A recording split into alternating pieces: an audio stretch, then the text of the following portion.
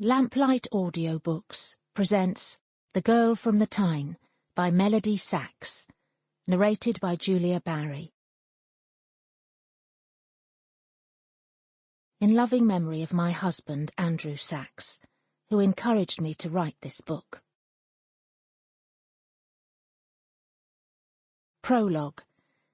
Newcastle upon Tyne, 1932. Jack smoothed back his dark brown hair and applied a touch of Brill cream. His sister Ina wouldn't approve, but what the heck, all the lads were using it nowadays. He took his new blue blazer from the wardrobe and tried it on in front of the mirror. Mam was right. It went well with his stone grey trousers and crisp white shirt. He smiled at himself in approval, stepped back from the mirror and straightened his tie.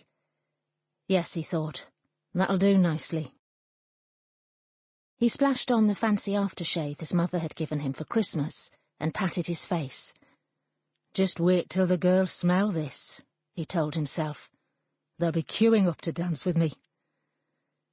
He whistled as he took the stairs 2 at a time, stopping in the hall for a moment to wink at himself in the mirror. Music was coming from the sitting room, and he quietly tiptoed inside.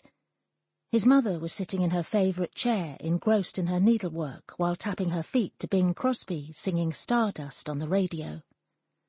Jack cleared his throat, stepped forward and bowed low.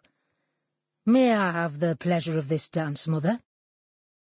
She put down her embroidery and looked him up and down.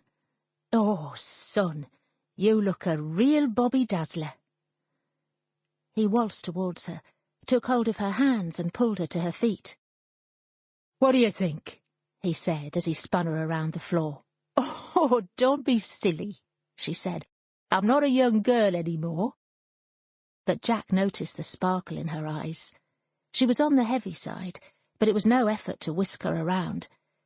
As they came to a halt, she leaned forward to plant a kiss on his cheek and breathed in his aftershave. "You smell good enough to eat, son. Get away, Mother, you're biased. Now, how about a nice cup of tea before I go? The bus into town doesn't get here till 7.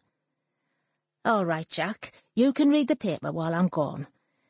Now, where did I put the Herald? It was around here somewhere." "It's on the sideboard, Mother." He picked up the paper and waved it at her. "Oh, yes, there it is.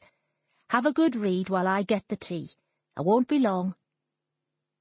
Jack perched on the edge of his mother's armchair and began to read. Sample complete. Ready to continue?